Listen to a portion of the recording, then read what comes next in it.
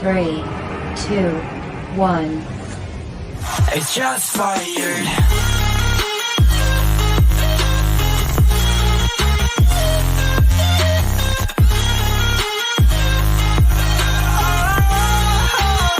It's just fired. What's going on, everyone? It's John back again. I've got Mike with me. He will be joining us in a minute. Welcome to our Friday edition of Talking Transfers. But first of all, some massive news for Everton Football Club today. Bramley-Moore Stadium has been given the go-ahead by the British government. What a day to be a Blue. I mean, Everton are on the verge of building the third stadium in the city. And, you know, for me, financially, you know, it's massive for Everton. You know, it's bigger capacity where the stadium, the way they're building it, you know, allows us to do other things inside the stadium as well. You know, and naming rights for the stadium. You know, I think Usmanov's already signed a deal for 30 million to get first dibs on, you know, the naming rights. So listen, I said to Michael, as soon as the spade goes in the ground or the diggers arrive, it won't be long before the naming right deal is signed for me. I expect it to be something to do with Usmanov, plows money into the club. A new stadium, you know, with Ancelotti there as well, is a bigger pull for quality players as well, you know. So hopefully by the time we do get to Bramley-Moore Dock, Ancelotti will have given us a team to be proud of.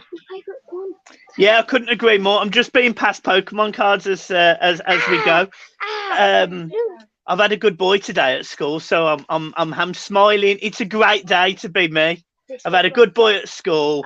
Everton Football Club have got a new stadium on the go. What a day in my life today. Honestly, I couldn't be happier as a daddy, as a football fan. Oh, it's absolutely fantastic. And John, let's not sugarcoat this, mate. This is a absolutely monumentous day for several reasons for Everton Football Club.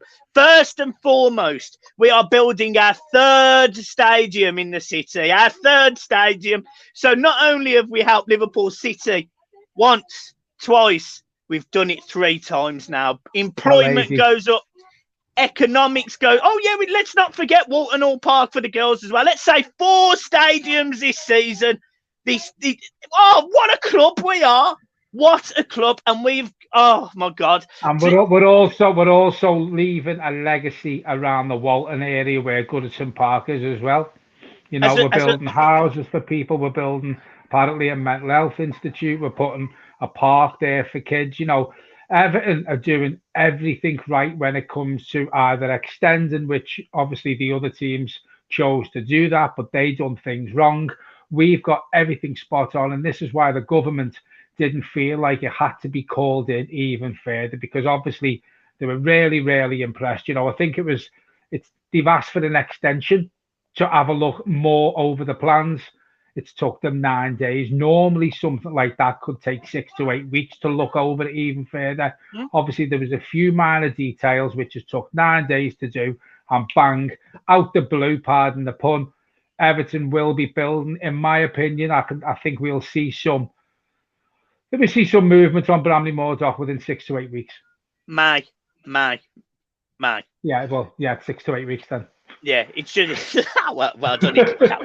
Honestly, it's huge. It's huge for Everton Football Club. You know, it's all the banter and the jokes aside between us and the Red Shite. You know, it's a huge day for Everton because Michael, there's been people on Twitter saying, you know, well done to Everton, you know, and this will be great for the city, and I hope it starts to be getting built sooner rather than later. So there is Reds out there who are praising us, but you know, I'm just with that fella who went down the dock, and bearing in mind he was on the wrong dock at the time of doing that video. He's been very quiet today, and the only ones I've seen, to be fair, are positive Reds, which, you know, every fan base has knobheads, but you know, it's nice to see that a couple of Reds who are praising it today. And listen, it's going to be massive for the city. It's something like 1.3 billion, you know, and there's no way the government could go against that. It's the support that this gives to Liverpool as a city is monumentous, you know. And obviously Liverpool City Council have had their own issues recently, and obviously the less said about that, the better. Me and you had a full-blown discussion about it earlier, and It was a full masturbate. But you know, the real positive is that again, Everton Football Club, not necessarily pioneers. You know, we're not doing anything new like we've done several times with Goodison. You know, under soil heating, first stadium with 3 tiers, first stadium to do it. Well, I mean, the list is endless with Goodison. It was the first. Stadium, first 13 to use corner flags, I think. Yeah. You know, it was. This isn't necessarily pioneering, but what this is injecting a shot into Everton Football Club that, to be fair, has probably been needed for the best part of 20 years. You know, when they rebuilt the park end, it put a plaster over something. You know, we won an FA Cup in '95. It put a plaster over it again when we won stuff in the '80s and the '60s. But no one can argue right now that Everton Football Club are an absolute club going in only one direction, and that is up. Another thing I want to add about this new stadium is, you know, it's only fair that we give Dan Moise an incredible a lot of praise, because although he's not necessarily part of the project now, this is his stadium. He designed it from the ground up, and you know, the intricacies that we've all seen on the People's Project video, you know, alongside the tunnel with the glass on the one side and the dining experience on the other. This isn't new. Tottenham do exactly the same thing, but they're walking out to a pitch, to a stadium, to a set of fans that are as close to them as they are at Goodison Park. So it's not like there's meters between the pitch and the fans. It's still gonna feel like hostile. No, it's not like West Ham. You know, and the other thing you've got to sort of put on top of that, and you know, that main stand that we're gonna have behind the goal, that is gonna be 17. I like to think, you know, a loud, aggressive in footballing terms, football fans. That is a wall. That is our wall. And can you imagine? They've sort of I think they've took the idea for that from it. Is it Borussia Dortmund? Yeah, Dortmund. They've got the same sort of thing. And I'm not being funny.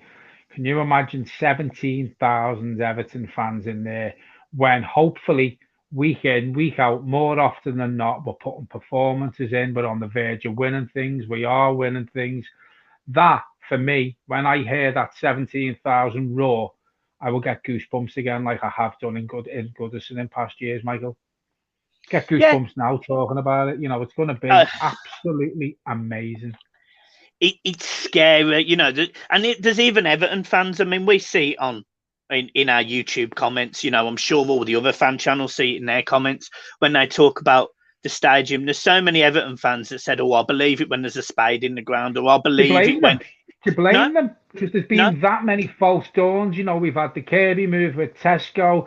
You know, we've been offered other places on the docks, and apparently we didn't take them. So, we were in talks about getting Walton Hall Park. So, listen, any Everton fans who have been, let's say, apprehensive about getting excited about it, I don't blame them one little bit. Every day I speak to my dad, Michael, and he goes, "John, are we getting this stadium? Are we getting this stadium?" You know, because as Everton fans, Michael, whether you're young, whether you're old, you know, we've seen too many false dawns. We've been let down too many times by Everton Football Club. And no disrespect to Bill Kenwright, in my opinion, and I love Bill, he wouldn't have delivered what Mr. Mashiri's delivered. And that is no disrespect to Bill. Yeah. I don't think he had the pull that Farhad's got. And again, you know, I'm not having a pop at Bill, and I know I keep saying that.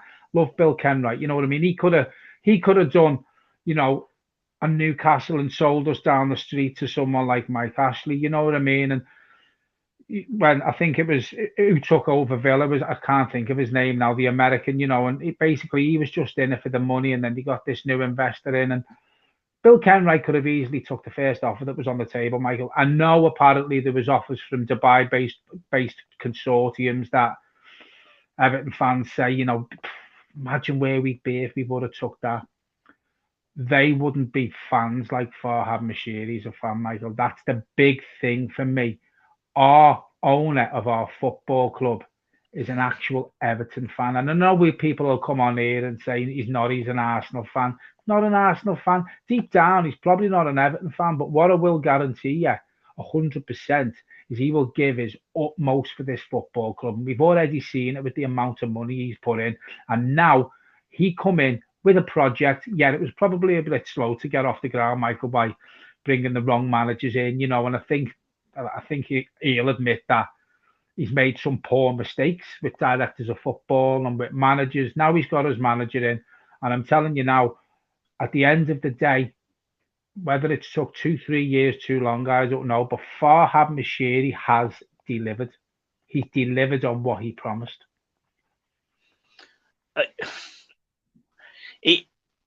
It means loads for Everton. Like people will be sitting there going, "It's a new stadium," and there'll be people taking pops at the fact it's only 52,888. But let's put this in perspective. This helps Everton's revenue significantly increase, which means football they have there. No, but it's not that. Just keep it on football terms at the minute. Just think about what it does. It puts Everton in the same stratosphere as the top six, because it will be the size and the stature and the fact it's new, the location of it being historic on the docks of Merseyside. This is absolutely massive for things like, I mean, who really knows about financial fair play and stuff at the minute, but this is huge for Everton long term. Huge, because this stops your revenue stream. It stops your revenue being 140, 150 million and puts maybe another 100 million in front of that. And that isn't an exaggeration. And that's where you start getting into the top six territory in terms of financials, because, you know, whether we like it or not, Arsenal are a top six team in terms of financial results. Tottenham are. And this puts us in the top six category. You know, the Etihad's a 65,000 seat stadium, I think it is now. Well, 60,000. But it wasn't when they had it. They wasn't when they first moved in. They managed to make it bigger. You know, Everton, I have no doubt the capacity will be closer to 60,000. It will 52,888, because I think they'll introduce rail seating earlier, which means more fans will be standing up as well. So also as well, it gives you more opportunities, Michael, when you've got a new stadium, for more sponsorship deals to come in. I mean, I'm not being funny. You might get a company, one of Usmanov's companies, for example, sponsoring the corner flags. Do you know what I mean? You're not going to get that. No one's going to sponsor the corner flag at Goodison, are they? But, you know, it's brand new. There's so much opportunity. When you build a new ground, you've got the naming rights for the ground. There could be something else that goes on the sleeves. You could even have a naming rights for a stand. Do you know what I mean? It's massive for the income that it generates through more bums on seats. You know, the clamour around it and the sponsorship deals. It probably, for me, it'll probably double or near enough double Everton's revenue for what we're getting now. Yeah, it will. It will. And it also means that people, you know, we love Goodison. I adore Goodison. I miss her so much at the minute. Like, you wouldn't believe, you know, all I'm doing is desperate to get out of this house, go for a long 2.5 hour drive and watch us lose to Burnley 2-0. Or play Newcastle and be 2-0 up with 30 seconds to go. Yeah, and then drive home and get home at 1:15 in the morning because the M6 is shut. Oh, I loved it. But this is a iconic moment in what is already an incredibly glorious history of Goodison Park. And this is something that us as fans, we need to unite with, because, you know, there's a lot of different fans on Twitter and Facebook and everywhere that have got very different opinions about Everton right now. There's even people who have got different opinions about Marcel Brands, whether he actually has done a good job or a bad job. Is this the summer that, you know, obviously he's meant to be signing this contract extension, although I don't think I've heard it confirmed yet. Yet this is the biggest summer of his career. You know, there's lots of ups and downs with Everton, and there's a lot of things that people will have rightly different opinions on, but no one can argue with this. This is a monumentous day for this football club. This, you know, if Everton are massive, successful wise, fan base wise, you know, the name, is massive. It's absolutely massive. But I think this pushes us up a step again. Do you know what I mean? Another step. Even if you thought we couldn't get another step apart from, winning things again, as a brand, this pushes us up another level, a massive another level. And imagine the attraction, and this is what we're going to move on to now. It's such a good thing that you've just done there, John. It's almost like this has been scripted.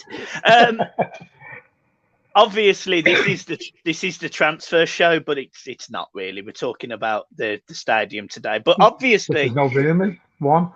Well, there is a couple of rumours, and obviously, one's a negative, one is a positive. Let's start with a negative. The agent for Kalidou Koulibaly has come out and said that essentially Everton haven't contacted him and that he can't see it happening.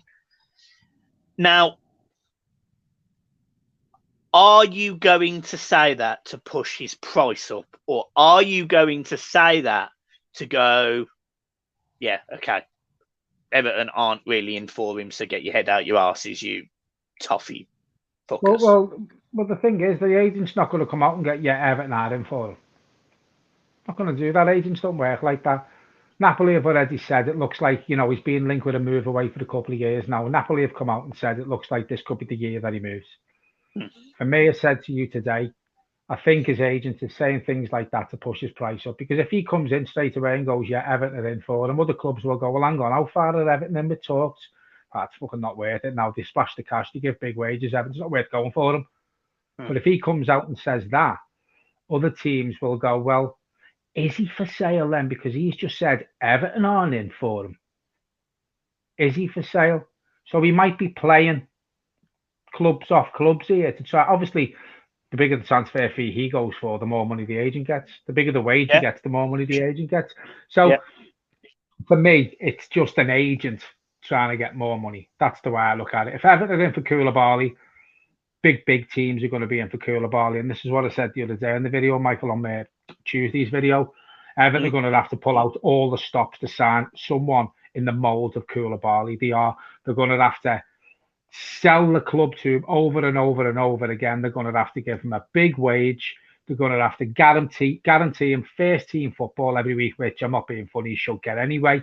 They're going to have to promise him the world, and we see where it goes from there. But what the agent said, I think it's just him batting clubs off each other.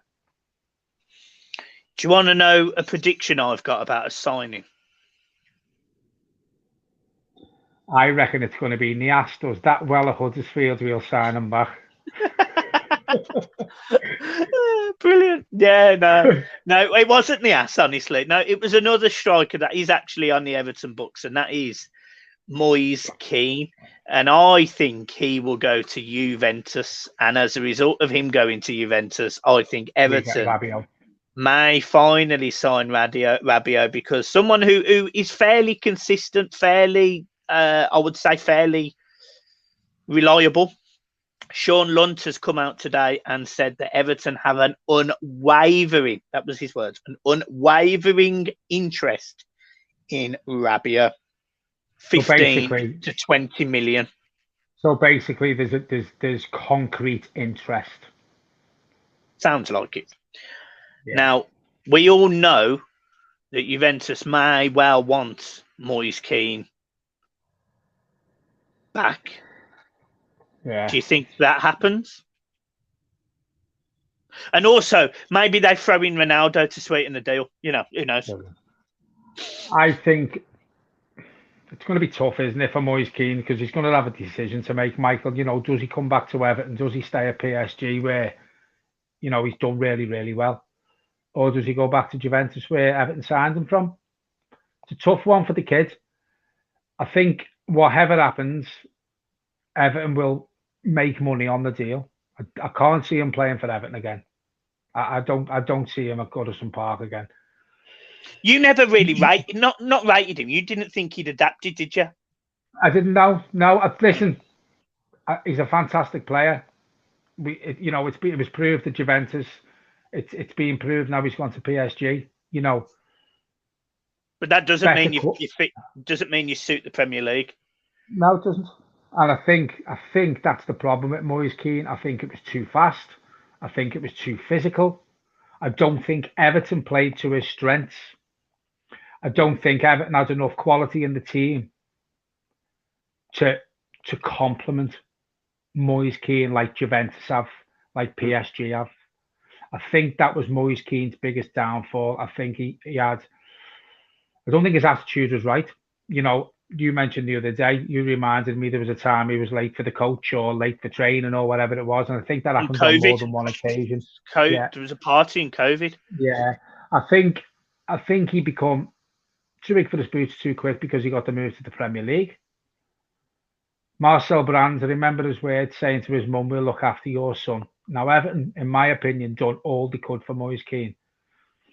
So if Everton have done all they can for Moise Kean and we loan him out to PSG, then something's not right. Yeah. Something's not right. Again, I will say it again. I think he's a good player. There's a talent in there, but I don't think the Premier League's for him. So I don't think you'll see him in an Everton shirt again. Will he be part of the Rabiot deal? Going back to your initial question, well, if we can get Rabiot for 15 million and he's 25 and he's an excellent player, I don't see him being part of any deal if he's only coming for 15 million. Fair enough. You normally find players are part of a deal when there's a lot of cash involved. So I don't think it'll be part of the deal. It might help soften the transfer talks if he goes to Juventus. But personally, I think he'll stay at PSG. Fair enough. I think he's settled there, Michael. Fair enough. I also run something by you earlier because there's been a report by, well, not a report. There's a blog that's written by somebody on the Everton Twitter. You guys may know him, the Esk. And actually, I've spoken to the Esk many times, and actually, I've got quite a good relationship with the Esk. I won't say anything negative towards Paul directly. Sometimes he's been right, sometimes he's been wrong with the figures that he's got. Fair enough. He seems to think that Everton won't have loads of money to spend because of the financial fair play element, not necessarily in regards to UEFA, but the financial fair play rules for England, that we are roughly £200 million above where we should be.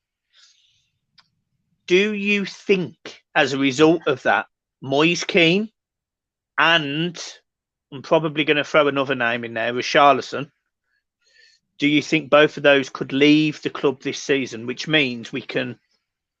Do you think that will be the money we have to spend? That's what I'm saying. Well, you look at Richarlison and Moise Kean, Michael, you're probably looking at what, 150 million for both of them? I don't know. I think you've been 100 million, 120 between million. 100 and 120, I would say. Yeah. Probably 125. Listen, obviously there's money there as well because Mercedes bought more shares, which was 200 million. But it doesn't mean to say we can go and splash 200 million. The big game changer for me for this summer transfer window now is the ground getting given the go ahead, because you don't have to be in the ground to get naming rights. So well, we already know that Usmanovs has bought the naming rights. We already know that. He put £30 million down to reserve them. Yeah. So there's no reason why. As soon as that spade goes in the ground, Usmanov will go, right, welcome to the USM Bramley-Moore. There's 200 million, 300 million pounds for the naming rights. Financial fair play doesn't come into that then. So it blows a massive hole in what we can spend. Then you've got the money from player transfers, because it won't just be Richarlison and Moise Kean going. You'll have other players who are coming off the wages as well, like Bernard and Wolby will probably go. So Everton, realistically, if Moise Kean and Richarlison go, Everton could, in wages and player sales, could realistically recoup something like 250 million quid. Well, this is what I just wanted to do, and I don't want to spend long doing this, but I just wanted to go through the Everton side, and all I wanted us to roughly do was tot up the people, the people's wages we roughly think we're not going to have. It's a horrible thing to do because you never like talking about people's wages, but these are Premier League footballers. I'm sure they're not asked that somebody that earns 50p from YouTube is talking about them being on 75 grand a week. But I just wanted to go through the Everton side and for you to tell me roughly if you think they're going to go and what they're on. So I don't think any of the goalkeepers will go this summer, apart from maybe Olsen, who's already on loan, and that's nothing. So let's just ignore that one. Koulibaly comes in, so I think we have to get rid of a centre back. I probably think it might be Mason Holgate, and so that's 30 grand a week. Is that fair? He's probably on more, but Yeah, I don't see Mason going. I think there's a chance Michael Kean could possibly go, but all right. Well, we'll go with Michael Kean. We'll go with no, Michael Kean. no, in fact, saying that, I think Michael Kean not long ago signed a contract, so we'll go with Mason Holgate because he's been fucking dog shit lately. So brilliant. So we go 30 grand saved there. Then we go into our midfield. I don't expect Delph. Well, what's he on? He's on, what is he? 80 grand a week, is he? 80 grand. So say 110 grand saved in 2 players a week. Bernard, 150. So 260,000 pounds a week.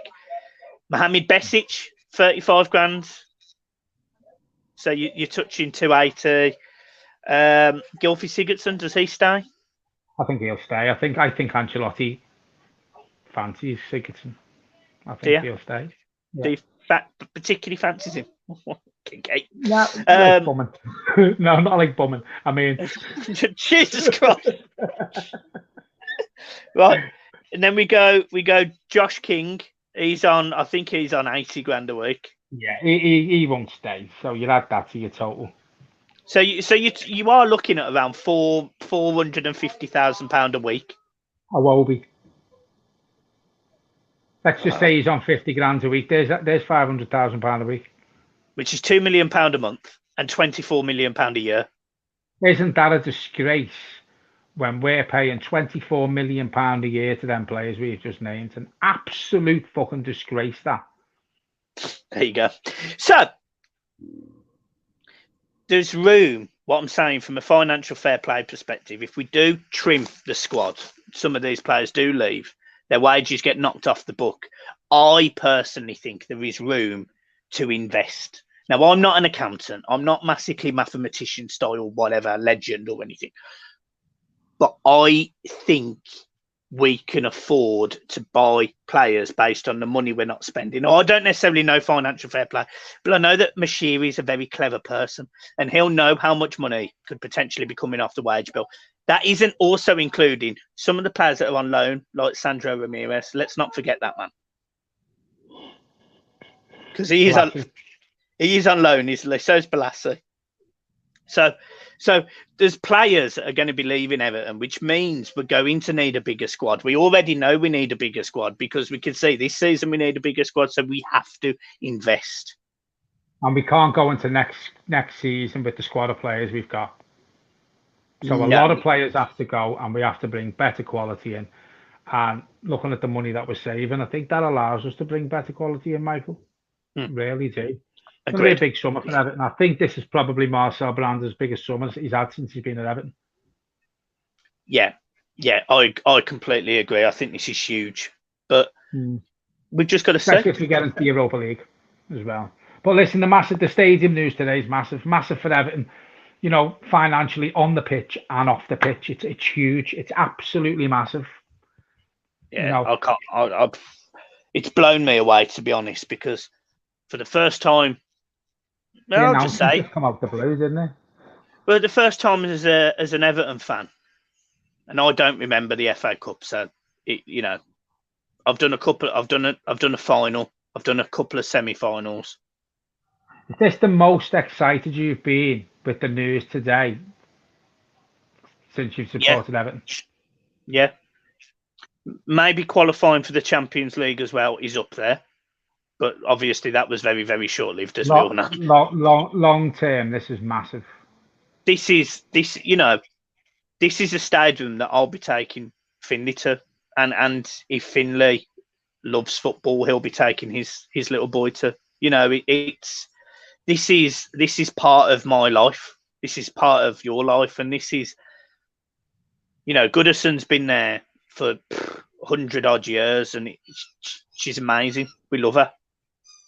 But we did need a change. And I mean, Yeah, I mean, listen, the last game of the season, I was crying No, my eyes out, and I'm not being funny. I fucking cry at Emmerdale, me, so it doesn't take much to set me off. Do you know what I you mean? take you'll take your seat. You'll take your seat. I'm telling you. I'm telling you, Oh, you'll take your seat. it's gonna be. I cried when Duncan Ferguson played his last game for us. Do you know what I mean? Can you imagine the last time the final whistle goes at Goodison Park when they play Z Cars on the siren for the last time and we walk out? I want them to let the fans on the pitch. I don't think they'll have a fucking choice, No. to be fair. But Even the they are keeping the centre circle for the grassed area in the park that the building. Oh, that's good. Yeah, that's good. Yeah. That's fine, because every time I come up now, I'm just going to lie in the middle of it for 5 minutes before I drive over to Bramley-Moore. You're just going to see me lying on the centre. Who's that? Mummy, who's that weird guy on the circle outside? And it's me looking like Snorlax on the. That's just brilliant. Mummy put Mr. Blobby on the centre circle. What's that? Mummy, what's that? Somebody's just been rolled in, Mummy. Yeah, it'll be a sad day, but listen, as the saying goes, all good things come to an end. And again, whether we like it or not, and it is going to be tough in the long run. It sounds like I'm finishing with someone here. In the long run, it will be beneficial to us. Do you know what I mean? It sounds like I'm divorcing someone. No, I think. And that is, on that note, guys, that is John's last appearance on the channel. It wasn't us, it was him. No, I just think, for the sake of the club financially, and for how much bigger we want to go, it's something that has to be done. Listen, we can sit here and go, oh, we wish we could extend Goodison Park, and for the money it'll cost to extend Goodison, and we don't want to put people out of their houses like other teams do. So we'll leave a nice legacy there. We won't knock any houses down. We won't uproot anyone who's lived there since the day they were born. We're doing it properly. That's why we are the People's Club. Exactly. Guys, we're going to leave it there. Yeah, what a day. What a day. So yeah, guys, make sure if you're new to the channel, you subscribe, like the video. Yes, we need to drum this into you people. Michael gave me some figures the other day of people who are watching the channel and how many people watch it who are not subscribers, and you wouldn't believe the number is absolutely massive. So listen, if you watch it from any other source but you don't subscribe to the channel, if you like what we do, just subscribe to us. You don't have to hit the bell every time a video goes out. You get a notification. Just give us a subscribe. It's 47.6%, John, are not subscribed to the channel. 47.6% of people who watch these videos aren't subscribed. So listen, you might only watch us once or twice every now and again. Doesn't matter. Just hit the subscribe button, because that's what matters the most for the channel. Yep, what he said. Guys, I'll see you there. I'll see you there. Where am I going? See you, Bramley-Moore. It's all right. I'll be quick. I'll be able to bounce there. So, guys, I will see you soon. Peace. Thanks for watching.